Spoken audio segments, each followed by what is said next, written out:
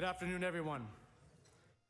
Thank you. I'm Sir Rob Popat, the Chair of the Board of the Empire Club of Canada and your host for today's event. I want to thank, first of all, the Royal Conservatory and the Glenn Gould School for providing today's anthem. Thank you again for that wonderful rendition.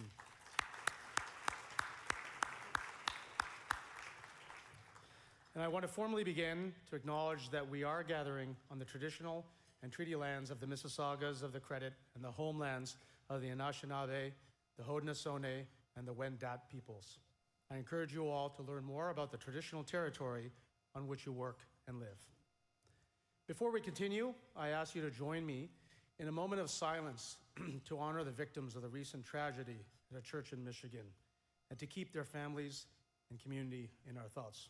We'll take a moment of silence now.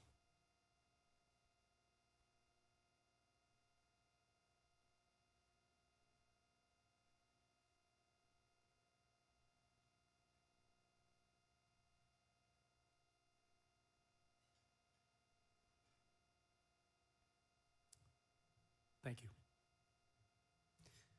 Now, today's event would not be possible without the generous support of our sponsors. The Empire Club is a nonprofit organization, and our sponsors generously support the club and make these events possible and complimentary for our online viewers to attend. So please join me in thanking our lead sponsor, APMA, the Automotive Parts and Manufacturers Association.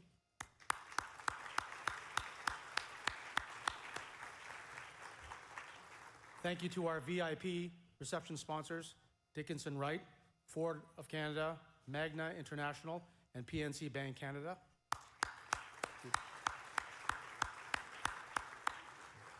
And to our supporting sponsor, AmCham Canada. Thank you.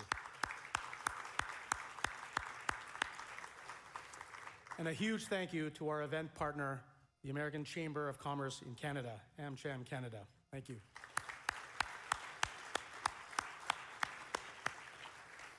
And we are also deeply appreciative of the ongoing support of our lead season sponsors, Bruce Power, Hydro One, and National Bank Financial Markets. Yep, thank you. And our VIP reception season sponsors, Ellis Don, McKinsey & Company, the Ontario Road Builders Association, and Waste Connections of Canada. Thank you. And finally, thank you to our media partner, the Toronto Star, and our AV partner, Bespoke Audiovisual. Thank you. If you have a question for our speakers, please scan the QR code found on your program or through the Q&A function if you're online. For those of you online, if you require technical assistance, please use the chat feature. Let me first begin by acknowledging the many dignitaries, distinguished guests, and friends of the club who are here with us today, including Ontario's Finance Minister, the Honourable Peter Bethlenfalvy.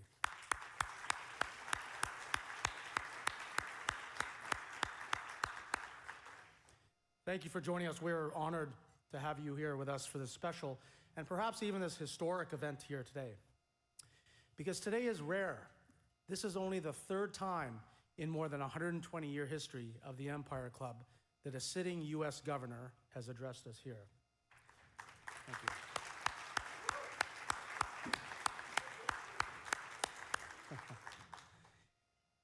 And today's event comes at a critical and historical time as well.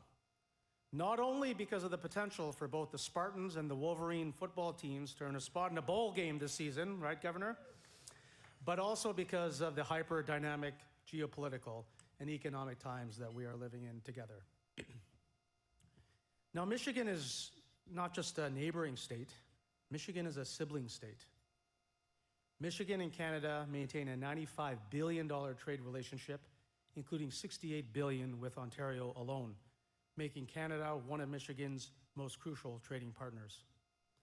Michigan exports more to Canada than almost any other U.S. state. And some of the busiest border crossings between Canada and the U.S. flow through Michigan, including 60% of all truck crossings through the Ambassador Bridge and the soon-to-be-open Gordie Howe International Bridge. Elbows down, please, for our Michigan neighbors. The auto sector is arguably the most critical sector for both Michigan and Canada, and particularly for Ontario. The Great Basin of the Great Lakes borders Michigan and Canada, and some of our greatest hockey players have come from Michigan, and some of them are almost as good as the players from Ontario and Canada. So that's a bit of sibling rivalry between us, but our similarities are greater than any of our differences. We look across the river and we see a place that is similar to us in many ways. We see people who care about what we care about. We see a place that matters to us a great deal. The current turbulence and headwinds is certainly testing our strong bonds. In fact, a few months ago, Prime Minister Carney made international headlines when he said that the old relationship we had with the United States, based on deepening integration of our economies and tight security and military cooperation, is over. But what people forget is that the Prime Minister also said what comes next is unclear. And in that one small line, there is a big door of hope that is available to all of us, and that is founded in the long-standing relationship between our two countries and our cherished neighbor across the border. Today, we are privileged to hear from a U.S. leader as to what comes next. We have an opportunity to help shape it. Canada and Michigan have an opportunity to show the world what strong partners can achieve together, and we must get this right. That is exactly why the Empire Club is here, to bring leaders to the stage to share their vision and spark dialogue and conversations that matter in shaping our collective future. We are proud to do so today with Governor Whitmer from the great state of Michigan in partnership with the American Chamber of Commerce in Canada. Before we begin, I'd like to recognize our lead sponsor, the Automotive Parts Manufacturers Association. Here to speak for them is Flavio Volpe, one of the most globally respected voices in North America's automotive sector and a true champion of Canada's role in it. As president of the APMA, he represents the companies that design and build the parts, tools, and technologies that power vehicles from around the world. Flavio played a key role in the NAFTA negotiations, where he worked to secure stronger protections and new opportunities for Canadian suppliers in the USMCA or CUSMA trade deal. Flavio also sits on the Canada-US Relations Council and is a member of the Order of Canada. Please join me in welcoming Flavio to the podium.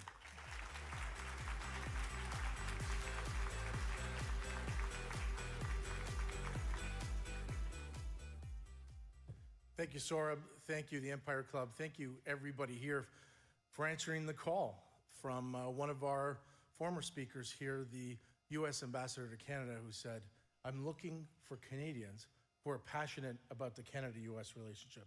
Well, the room is full here. For the Governor of Michigan, this province was built in part by Michigan companies. We have General Motors here, and we have Ford here, and there's a great history with the Dodge brothers making bicycles in Windsor and then going back to make cars and then having an argument with Henry Ford, and all of a sudden we've got a car industry. What came across the river in 1904, 121 years ago, to make Model A's with a gentleman who said, well, we can go from carriages to cars, and we're gonna jump the border because we need to jump the tariff wall. You know, here we are talking about the same things 120 years later. We heard Americans say those are Michigan jobs, why don't they come here? But we do know that companies in this room like Magna, Martin Rea, Woodbridge, are investing heavily in Michigan. And 55 Canadian auto parts companies employ almost 20,000 Michiganders to build cars together. You know, we talk a lot about today about the map and the border, but we know that our industry works from a satellite image. It works. The biggest, best cluster in making vehicles anywhere around the world is Michigan and Ontario. We see the world very similarly. We share each other's brain trust, tools, raw materials, parts, cars, outlook, values, and an understanding that a good, strong economy of people that make things are the type of people that get you through crises. We listen very intently to the governor when she speaks about the future of Michigan and automotive. And I always say that if the White House takes care of Detroit, it's going to take care of Windsor through Oshawa and every other Canadian spot here if you listen to Detroit. And if you listen to Michigan, it says we're going to compete with China, this is what you need to do. We're your partners. 50% of the parts in the cars that are made at these great factories here in Canada come from the US. Some of them from Joe Loparco's factories. Canadian-owned factories in Michigan, 55% of the raw materials. We do great things together. Governor Whitmer started her political life as a representative in Michigan and then as a senator. But she's here because she is a visionary, leader, strong moral compass, talking to Americans about the role of the America of the future and how that role includes the America of the last 120 years when we made things for ourselves and for other people and in partnership with our friends and family in Canada. We appreciate your leadership. We met at Select USA with a bunch of companies. We're coming back and forth to talk to each other on how to do this well together. Without further ado, please, let's give her the biggest Toronto, Ontario, Canada welcome, Governor Gretchen Whitmer, the 49th governor of the great state of Michigan.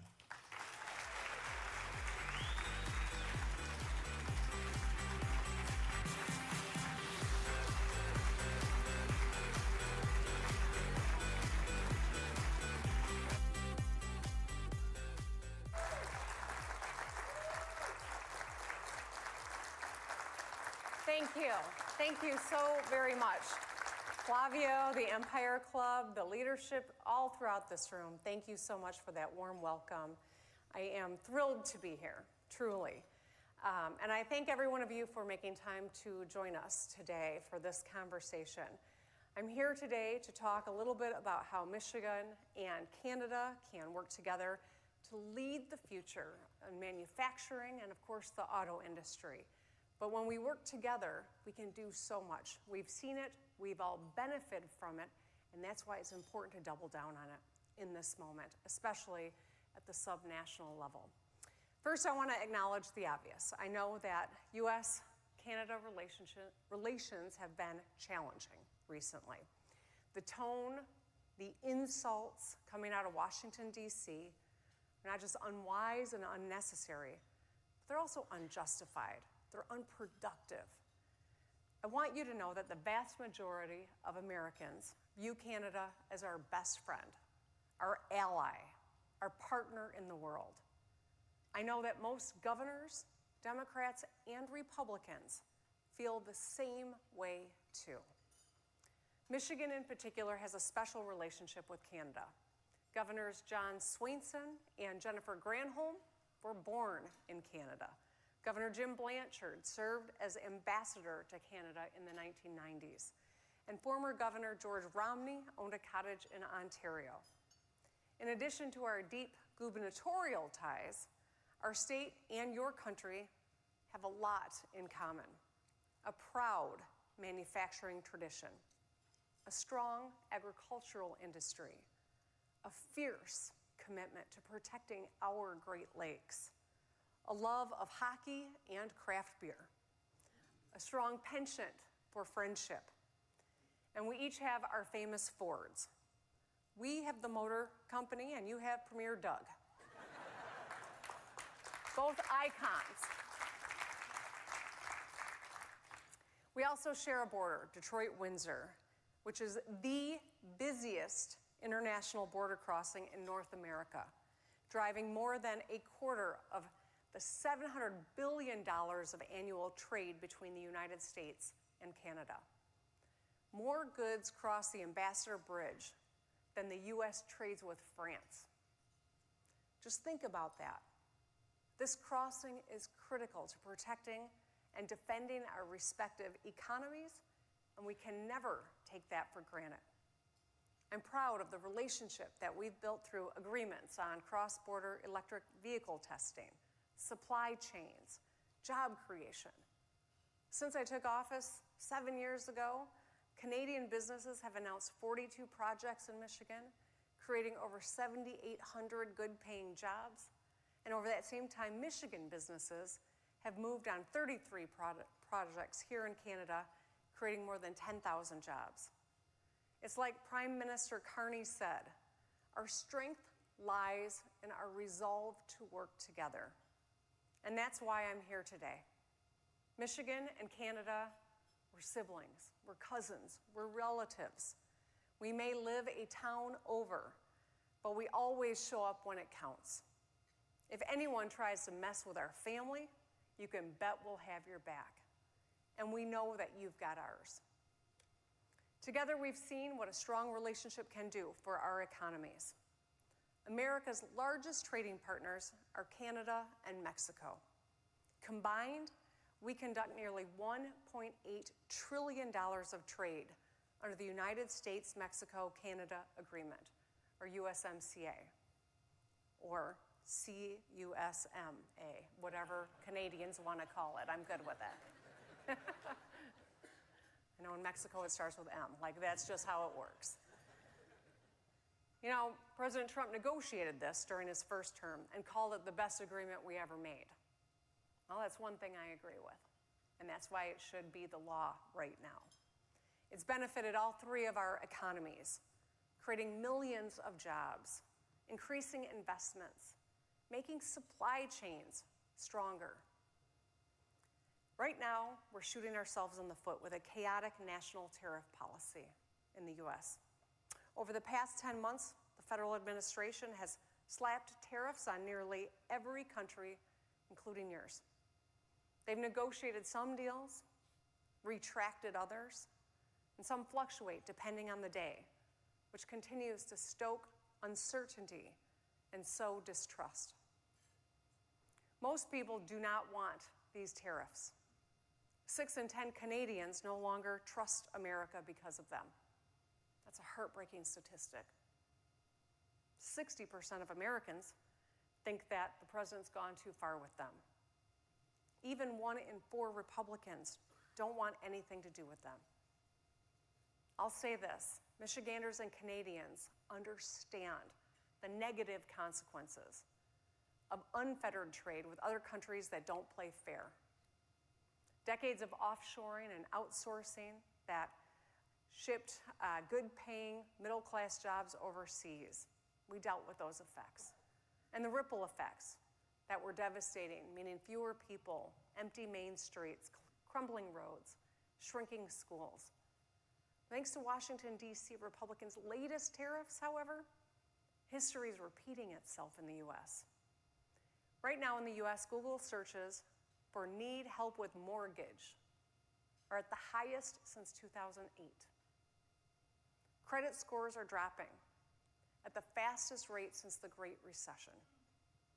Today, the top 10% of households are responsible for nearly 50% of consumer spending. It's the highest share since the 1990s. Tariffs are putting the middle class in a tough spot. The folks doing well are doing even better, and those who are struggling are falling further behind. And this shows up in people's day-to-day lives as they put groceries back on the shelf before they check out.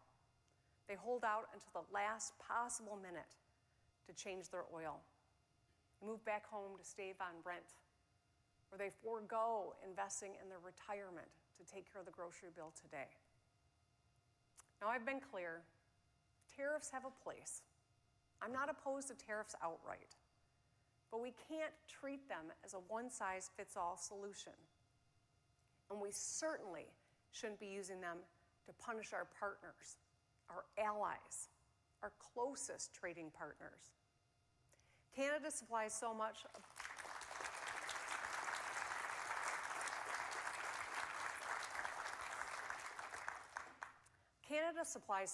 of what Americans use every single day. Canadian energy powers more than 5.6 million US homes. Canadian aluminum and auto parts are in our cars. Canadian lumber and steel are in our apartment buildings, our houses, our offices, and more. The things that so many Americans rely on and assume are always going to be there are supplied by so many of the companies that are in this room. Capriciously swinging the tariff hammer hurts us both, damaging supply chains, slowing production lines, cutting jobs on both sides of our border. We've already seen what happens when our connection is severed. The blockade of the Ambassador Bridge in 2022 hit our auto and agriculture industries hard. Commerce came to a standstill. Workers lost $144 million in wages during that standstill. Tariffs are threatening to make what was a temporary nightmare permanent. Consider this. More than 10,000 commercial vehicles carrying parts and materials across the Ambassador Bridge. They go every weekday. Without a USMCA exemption, every auto part on every single one of those trucks is subject to 25% tariff. This summer, duties on automotive goods entering the US totaled around $17.4 billion. They've never exceeded $1 billion any month since 2002. We're already seeing the impacts of soaring costs. Auto companies in Canada and Michigan are stockpiling parts and laying off workers. Bonus checks for auto workers are shrinking by thousands. Suppliers are facing higher costs and delaying expansions. The price of a new car could rise by over $2,500 US. Businesses are considering moving operations entirely overseas so they can pay one tariff with a finished product coming in. And the only winner in this scenario is China. And they're coming for our auto industry. Everyone in this room knows it. Ontario, along with Michigan, Ohio, Indiana, Illinois, have secured massive multi-billion-dollar investments from companies like GM, Ford, Stellantis, Honda, LG. Together, the Great Lakes region is the largest hub for battery production in North America. If we let cheap Chinese EVs enter the North American market, or if we fail to develop our own battery development and technology and take control of the supply chain for critical minerals and components, all of it is at risk. You can look at Europe to see it, where Chinese EVs and batteries are gobbling up market share. More than 12 million European direct and indirect auto industry jobs at risk. And the iconic German brand, Volkswagen, was forced to shut down a plant for the first time in its 87-year history last week. So we can't ignore what's happening across the ocean and in our own continent, down in Mexico. If we fail to act, that could be our future too. One where companies subsidized by the Chinese government sell at a loss and crush the core of our manufacturing economies. So we're doing our part to shore up domestic production.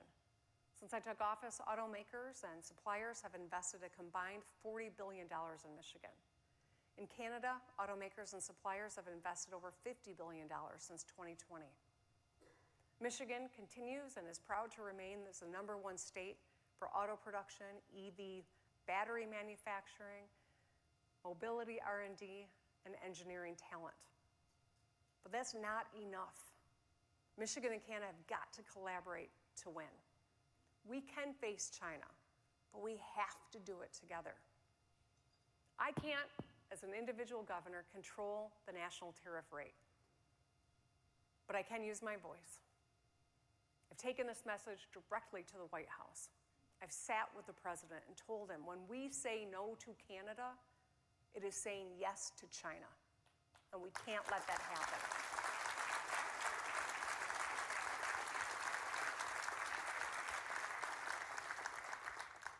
A decline in trade between US, Mexico, and Canada would cause massive job losses, widespread supply chain disruptions, and shortages of fuel, parts, and produce.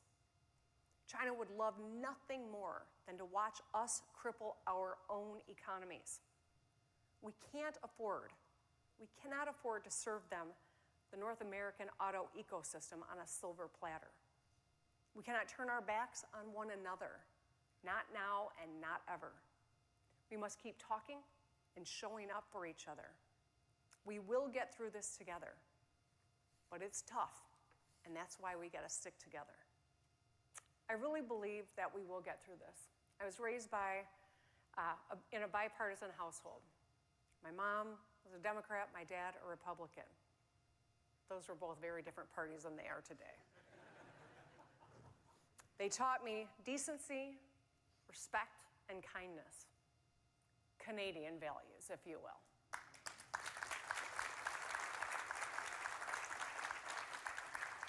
And it's how I've tried to show up every day as governor, even on the hardest days, maybe especially on the hardest days. When I took office in 2019, I inherited the Flint water crisis, crumbling infrastructure, chronic underinvestment in schools, roads, and safety. People had lost trust in their government, and the fundamentals were falling apart. 7 years later, we've gotten a lot done by working together. I've signed over 1,500 bipartisan bills to fix our roads, feed our kids, save families money on taxes and childcare and education. We're going to keep this momentum going. Right now, as I speak to you, the Michigan legislature is finalizing our next balanced budget, which will be my 7th. And with a lot of compromise, and a little bit of elbow grease, Republicans and Democrats are working together to get it done. I know the future's uncertain, but we have a chance to make it a better one. And I know if we work together, we will. We will protect our workers and retain good-paying jobs. We'll unleash innovation to foster an environment where people can explore and execute their big ideas. And of course, we'll dominate manufacturing top to bottom to strengthen supply chains and bring good jobs back home. We can do it all, but we can't do it alone. Sometime next year, we will be dedicating the new Gordie Howe International Bridge. It'll be a towering symbol of our successful partnership and a bright future. We'll show up not elbows up, but hands extended in friendship. So let's continue to model the rest of the world, to show them how we can show up and get things done and work together. Let's bring to bear the kind of future that we all want and deserve. I thank you for your partnership. I thank you for all the wonderful ways that you've made Michigan a better place for me and my family. And I commit to you that I will continue to do my work on my side of the border to further that relationship. Thank you.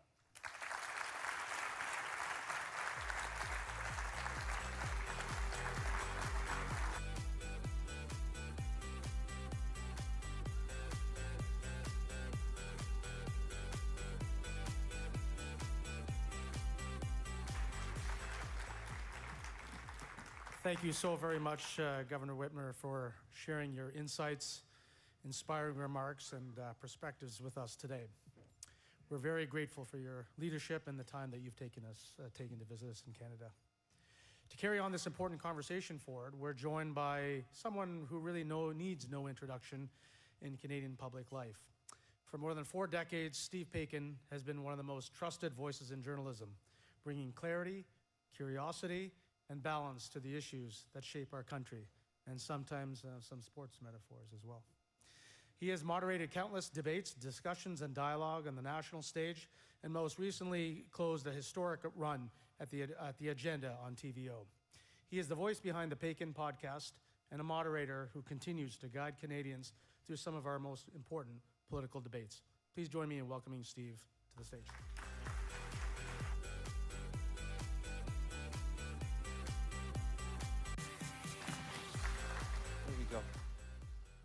A couple of housekeeping items to start with, Governor, so you can take a moment here. Number one, I think we have a new gold standard for the American national anthem.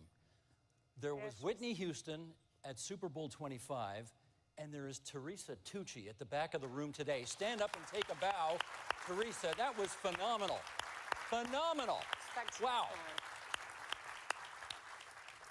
She started, and I thought, there's no way she's going to hit the high note. She started too high. But then she said, oh, that's only mid-range for me. I can go much higher. Do you want to give us a little higher right now? If you can't, wine first. If you can't, the governor can. I heard you singing over lunch. Do you want to sing? You want to favor us with a few bars? My children told me never sing or dance in public, so I'm not going to start now. Okay, okay. And just a reminder about the QR codes on the tables. I do have an iPad here, and the governor and I will chat up here for a bit, but we'd certainly love to have your feedback on questions as well. Let's start with this. Why don't we start with the news of the day? You had a meeting with Doug Ford this morning. Anything come of it we should know about?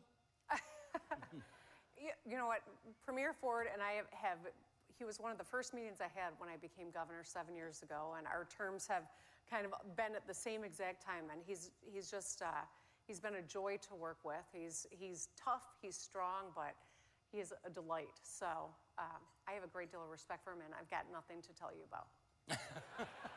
That's very disappointing. Well, okay. Other than he walked me into a press scrum and he said, don't worry, the Canadian press, they're really nice. And I mean, he kind of set me up. Okay. I know that you two kind of famously disagree about line 5. He would like it back open, and you are not a fan of it. Did you resolve that this morning in your hour-long conversation? I just want to get it out of the water. You know, the Great Lakes are 20% of the world's fresh surface water, and it is our shared responsibility to protect it. And I've been working really hard to try to get the line out of the water because I worry that if there was a mishap, it would be devastating to our mutual economies and our way of life. And that's been my perspective. So that's the nature of the differences. And no, we didn't talk about that or resolve that. That will probably not be resolved in either of our political lifetimes. So, would you go for a bypass? I don't mean a heart bypass. I mean a bypass of the line. like I've said, it's always about getting it out of the water for me. So however that could look like, I'm open to it, but I want to get it out of the water. How about, I see Peter Bethlenfalvy here, the Minister of Finance for Ontario, and I think before you leave today, he'd like to sell you some nuclear reactors. Would you be open to buying some? You know, one of the things, so we did talk about energy, and you know, it is without question a huge crisis of need when we think about AI and data centers and semiconductor production, et cetera. So it is something that, you know, we are very mindful of. We're bringing back online. We'll be the first state in the nation to bring a nuclear facility back online. And a lot of people said it can't be done. We're going to prove that it can be done. It can be done responsibly and produce clean energy that is affordable and reliable. And I think Canada's a wonderful example that is possible. And I think we're going to pursue some follow-up conversations on what are they, SMRs? SMRs, small modular reactors, yeah. Yep. So you're open to buying one? I don't have a checkbook on me, but yeah, I mean, I think we should. Tried, okay, I tried. Let me follow up on something you said in your speech, which is that you suggest Donald Trump doesn't understand that every time he puts a tariff on a Canadian good, he's essentially, you know, doing China's bidding. How do you think we should try to make him understand that? If I could answer that question, we would have fixed this problem by now. You know, I'm continuing every time I have an opportunity to go to the White House, and I've been there a handful of times this year. I do chat with him and his cabinet and his chief of staff. Not every governor has that kind of access. I'm going to use it every time I get it to try to make the case. I continue to be told that we're making progress. I just want it resolved because this really is a dire moment in manufacturing. The Canadian-American relationship was built over generations, and the amount of damage that has been done in such a small period of time is just so incredibly disheartening and destructive. And I worry how long it's going to take to earn back that trust and confidence and pride in that long-term relationship. It starts with stopping the chaos around ever-changing tariffs and locking in and saying, okay, this is how we're going to work together. And I think the USMCA we should go back to that and stop changing policy capriciously. When he talks about you in public, he's actually quite insulting and rude about you. When he meets with you in private, is he any more charming?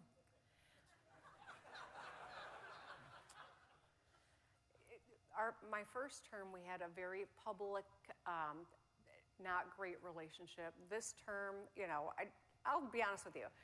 After the last election, I worked really hard to support his opponent. And I kind of went into a place where I had to turn off all the media and the television for a little while and escape it. And then I figured, you know, I got 2 years left as governor of Michigan. I have got to try to get as much done for the people of Michigan as I can. And I have gotten threatened to be kidnapped and killed because I did what I thought the right thing for Michigan was. I have been, criticized for showing up at the White House under this administration to get a big investment in Macomb County, which is just north of Windsor. I'm going to show up. I don't put myself first. I'm going to put the people of Michigan first. And the people of Michigan are counting on us to undo this tariff madness. And that's why every time I get the chance, I'm going to make that case until we're successful. This was not, since you referenced it, let me follow up. The attempt on your life, the attempt to kidnap you, I mean, this was a very fully thought out plan. Have you done anything differently? Have you questioned the advisability of going into public life as a result of that threat? You know, so I ran for re-election in 2024, and a common question I got was, why do you want to keep doing this? You know, there were 30 recall attempts against me. We had a polar vortex in my first 3 weeks as governor. We had incredible flooding in Midland, Michigan, where we had to evacuate 10,000 people in the middle of the night in the middle of a pandemic. Oh yeah, we had a pandemic. There were demonstrations for racial justice in the wake of George Floyd's murder that we had to navigate.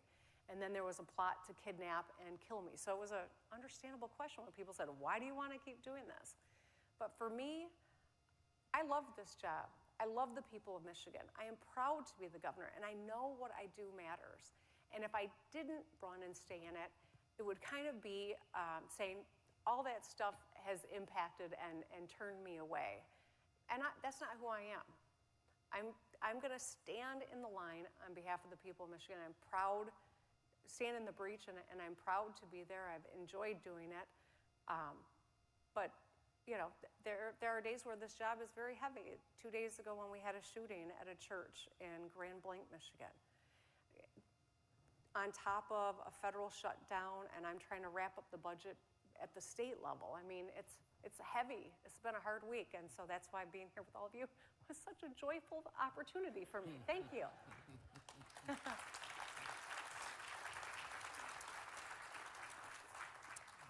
I want to delicately go into this issue of the shooting that took place the other day because I wonder whether things like that still have the capacity to horrify Americans because it seems to happen every day. And I think one thing I'd like to ask you, and maybe you can help us understand, what is it about America and guns? Because our countries are so close together and in many ways similar, not in others, but in many ways similar. But this does not happen here with the regularity with which it happens in the States. Help us get what's going on there. The United States is the #1 killer of kids, of American children, are guns. We're the only country in the world where that's true. Why have you been incapable of doing anything about it for 250 years? The Second Amendment was grounded in, it was written a long, long time ago when people were using muskets.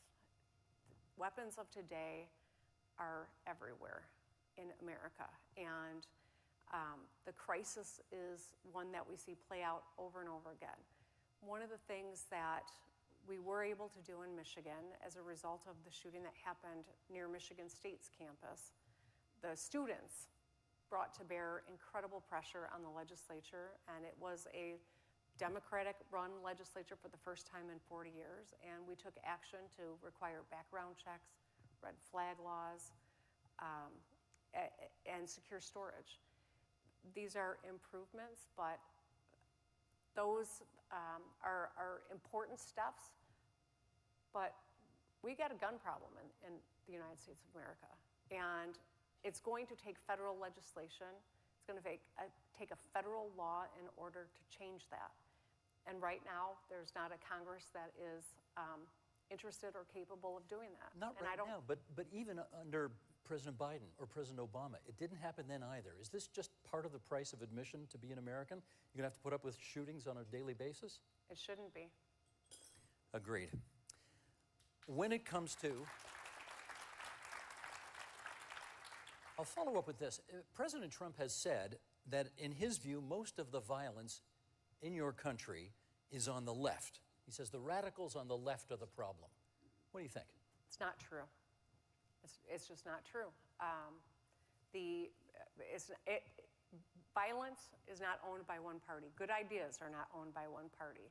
This is an issue that we have seen continue to grow. And as one of the first, most recent high-profile targets of political violence, I can tell you, they were not inspired by the left, right? I'm not excusing any of it. None of it's acceptable. But when we ratchet up the rhetoric, it makes it more likely that there will be more, that it will inspire others to follow suit, to take action, to use their weapons against their fellow Americans. It is an incredibly dangerous and irresponsible thing. In the wake of this recent shooting at the Church of Latter-day Saints in Michigan, there were all sorts of people with theories online, spouting off different things that had no basis in fact, that actually were incredibly dangerous for law enforcement. A man showed up the next day on the same site with a gun in his car. He was arrested on the site, but I was in town getting a briefing from the FBI when that happened. And so it is incredibly irresponsible and dangerous for people to use heated rhetoric and to accuse one group or another when it is not one group or another. It is an American problem that every person of goodwill should be able to say is wrong, is unacceptable, and every leader should be ready to do something about it. From our vantage point north of the 49th parallel, it sometimes feels as if your country is on the brink of some kind of civil war. Now, it's not going to be the blue and the gray like back in the 1860s, but it looks like you all hate each other and want at each other's throats. Is that a misimpression? Well, I don't hate people who don't agree with me. In fact, I've learned a lot from people who don't agree with me, which is why every single day I try to model the behavior of making a seat at the table, not just for people who see the world the same way. In fact, I don't learn as much when I'm talking to people who I agree with everything on. I don't have a corner on every good idea. I am willing and eager to learn and to do right by the people that I serve, and that means listening. I travel the state of Michigan. I talk to people in my state. After the plot, it's a little less comfortable for me to do that. I'll just be honest. I don't feel as comfortable walking into a big room with people that I don't know, that I've never met before. I can feel it. I'm more alert. I'm more taking it in. But I still do it because I know this. The average person is not the troll online, is not the talking head that is trying to get ratings. The average person is a good, hardworking person who wants a fair shot and wants their government to work as hard as they do and to be as good, if not better, than they are. And that's what I always remember when I'm doing this. Of course, it can be depressing when you see the hyperpolarization. And it's not limited to the United States. It's unique in the United States, but it's not limited to the United States. And that's why I take my role as a subnational leader of the 10th largest state in the country, one of the purplest state, probably the purplest of the top 10 big states, to take every opportunity to tell my Canadian friends and neighbors, that's not who we are. Americans love Canadians. We rely on this relationship. That's why I'm here. That's why I wake up every day and show up the way that I do, because it's not okay, and I've got to do my part to fight against us feeling like it is okay. I plucked a quote from one of your speeches, though, where you said, political extremism has impacted all of us, tearing apart old friends and tight-knit families. Is there a cure for this? Well, that's what I'm seeking to to show people that we can disagree. We can disagree vehemently and still have a beer afterward. Or maybe not. You know, I think it's okay to have arguments. It's okay to have speech with which you disagree. But in a democracy, you accept that and you move on to the next thing. Or you just remove yourself from the conversation. You don't pick up a gun, you don't threaten someone, you don't take away their right to say whatever thing you don't agree with. That's fundamental to a democracy. And I worry that there are people in power who don't believe that. And that's why I'm going to do everything I can to fight to protect those rights. It's been very easy for many Canadians to look at the Republican Party and say, you know, a pox on your house, you're terrible because of what the president is trying to do to this country. But on the other hand, there is that very funny Will Rogers line where he said, I'm not a member of any organized political party, I'm a Member Democrat. of the Democratic Party, yeah. Which raises the question, you know, is your party capable of getting its act together to offer a decent alternative? Yes, of course. You know, something that is really depressing, but that I have to point out, is we're like 8 months into a 48-month term. You almost said 48-year. And there are people who are... No one lives forever yet. So, and we have term limits, and we will continue to have term limits. But you think he'll respect those term limits? I don't know, but the law will. So I'm confident of that. But I think that that's important for perspective. There are a plethora of talented people in the Democratic Party across the country. I've got so many wonderful colleagues who I have deep respect for, and they certainly would put up a very compelling alternative. But it's early on. And, you know, I'm not going to criticize any other Democrat for how they're showing up. Every one of us has to show up. Every one of us has to make the case, and every one of us is from a different part of the country. And we have important voices. So I'm glad to see lots of voices. At some point, it'll whittle down, and we will have a great alternative. Several years ago, I found myself in this same chair, and Governor Bush of Florida, Jeb Bush... I was wondering who the other two governors were that beat me here.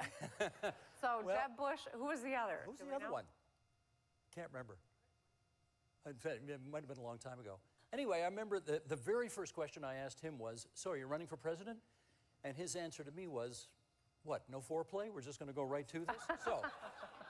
So I'm delighted to have... I'm not going to say that.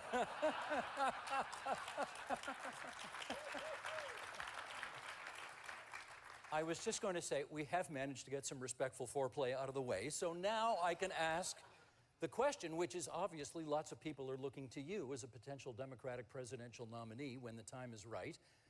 I presume you are thinking about it, yes?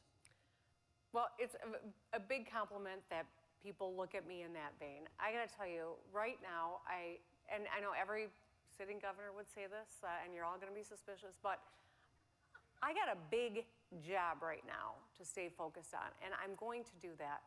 I don't want to take my eye off the ball and go out having missed something, having lost something, having a catastrophe happen under my watch. That would be the worst thing for anything I want to do in the future. I don't know if I need to be the main character in the next chapter, but I want to have a hand in writing it. And I think I've got an important vantage point as the governor of an important swing state. And so I anticipate helping, but I don't know if I'm going to be the person. So if I see you next year giving a speech in Iowa or New Hampshire, I'm going to be very skeptical of that answer, right?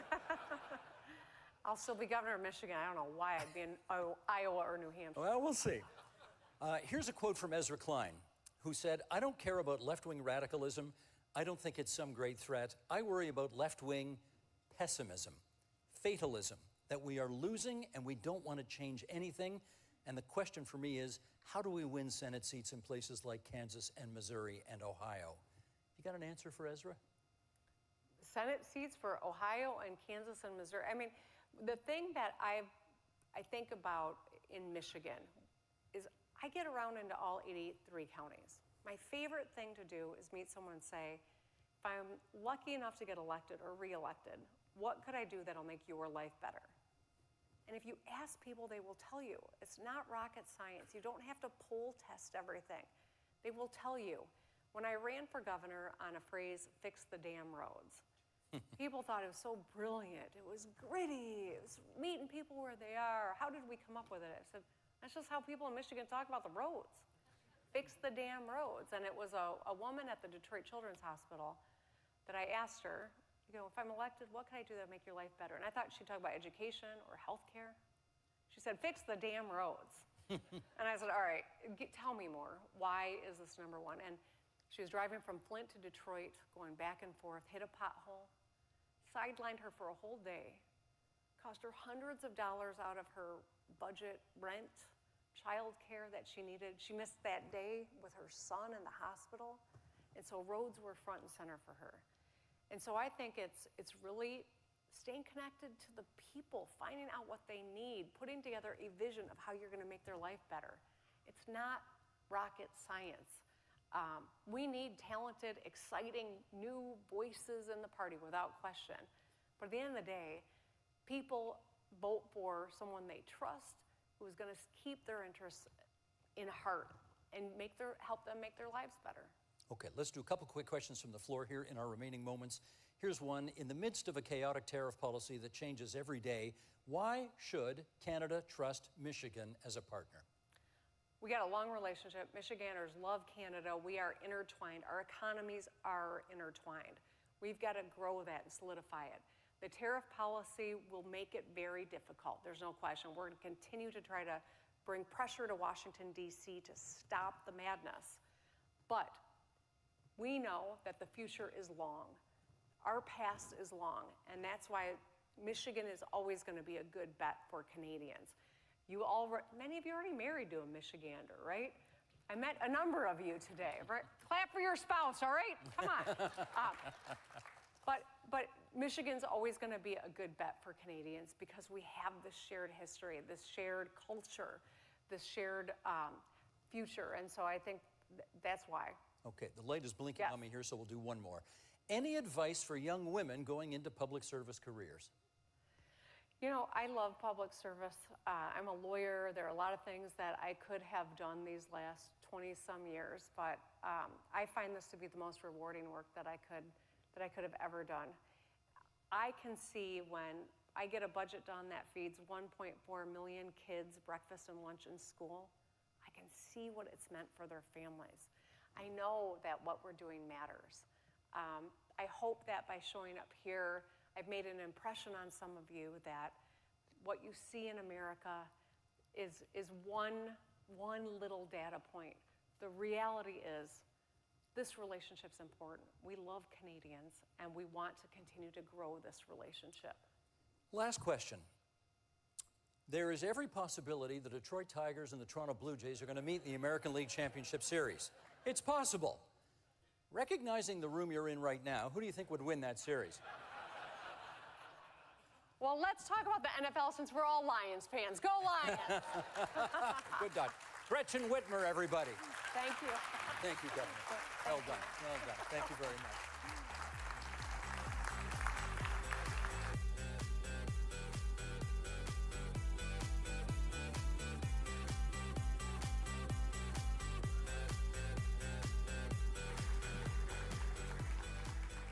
Thank you so much, Governor Whitmer, for joining us today, sharing your perspectives, your values, and the shared relationship between Canada and the great state of Michigan. Thank you as well to Steve for guiding this important conversation with your trademark insight and balance. And yes, go Jays, go. And thank you, special thank you to Flavia Volpe and the Automotive Parts Manufacturers Association for your support and leadership as today's lead sponsor. Thank you, Flavia.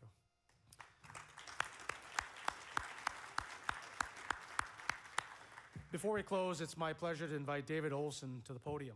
David is Chief Executive Officer for PNC Bank Canada and has more than 25 years of leadership experience across the financial services industry in both the United States and Canada. He serves as National Chair of the American Chamber of Commerce in Canada, and we're very grateful for AmCham's partnership in today's event. Please join me in welcoming David.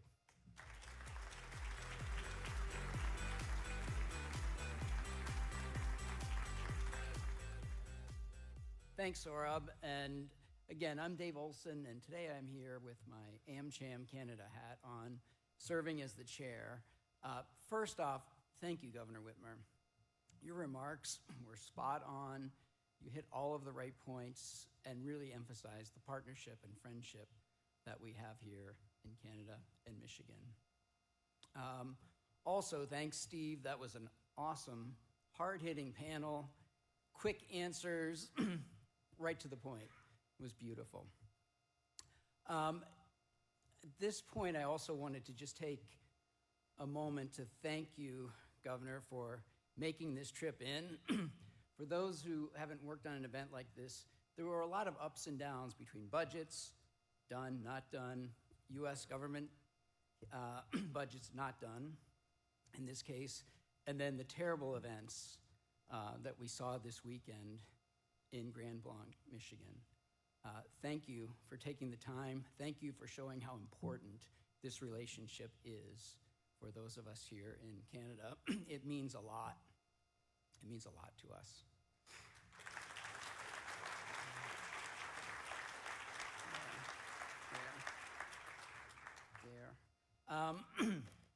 Is at the American Chamber of Commerce, or AmCham Canada, we're an affiliate of the U.S. Chamber of Commerce, and we serve as the voice of U.S. business here in Canada.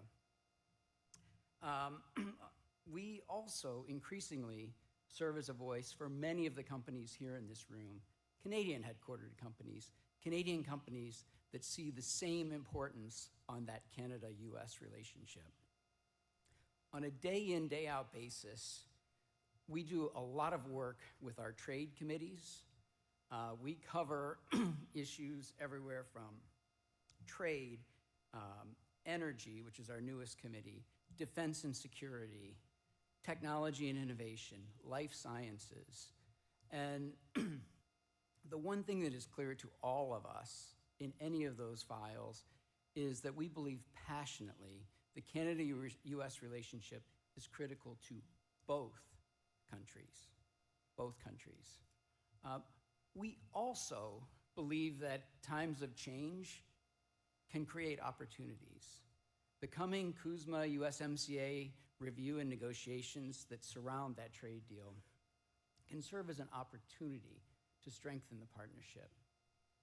We see great alignment. You've heard it today on the automotive industry, but when you think about things like energy, critical minerals, defense, security, technology, and innovation, we're hopeful that that alignment can create benefits for both countries and that we can bring all parties together to solve these problems collectively. We also know that our political leaders play an important role in strengthening that relationship. That belief was behind our decision to partner with the Empire Club today to bring Governor Whitmer here to speak. As is true in Canada, the US has very few important and interesting politicians who can make a real difference during these upcoming negotiations. As we've just seen, Governor Whitmer is certainly one of those people. And we thank her. Thank you.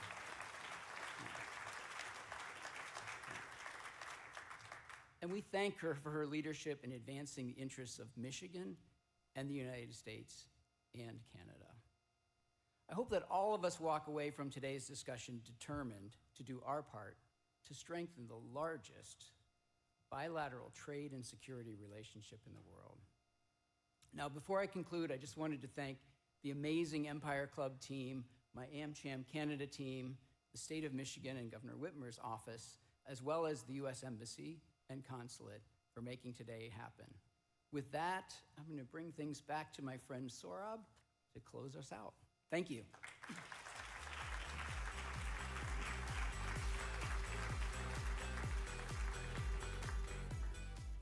Thank you so much, David.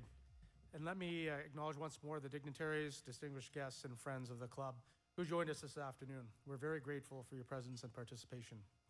Finally, thank you again to our sponsors, our event partner, and of course to all of you for joining us. I'd also like to recognize the students and young leaders in the room who will undoubtedly contribute to many more conversations that matter. Students from the Monk School and York University. Welcome.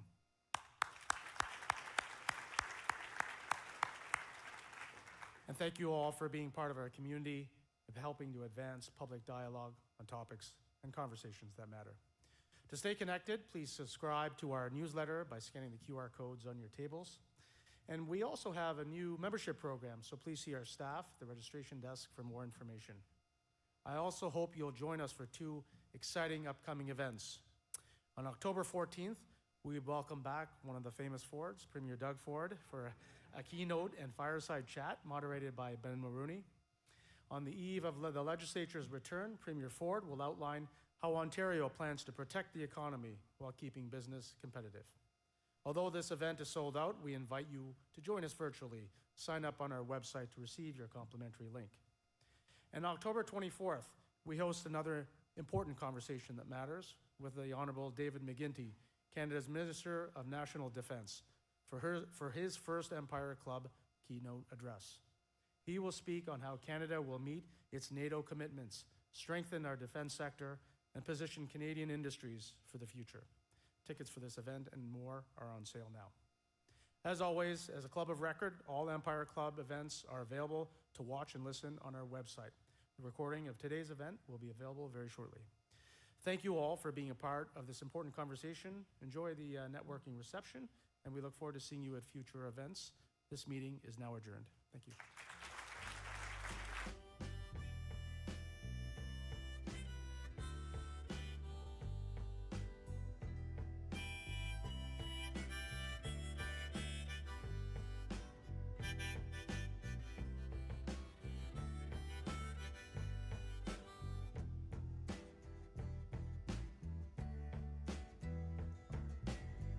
I've been to Hollywood, I've been to Redwood, I crossed the ocean for a heart of gold. I've been in my mind, it's such a